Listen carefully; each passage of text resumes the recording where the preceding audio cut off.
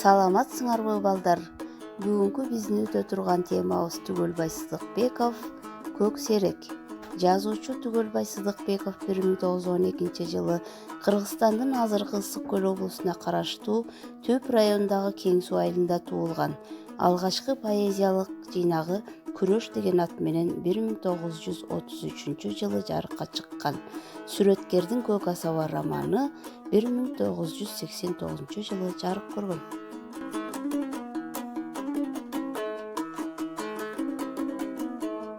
Көк серек аңгемесинин негизги идеясы кашкырлардын тарткан убайымы, келечектен күткөн үмүтү, карыган кезде жан сактоо үчүн болгон аракети баяндалат. Кашкырлар да адам сыяктуу эле жашоо тиричилик үчүн күрөшөт. Алар дагы жаратылыштын бир мүчөсү катары өз тукумун сактоого аракеттенишет.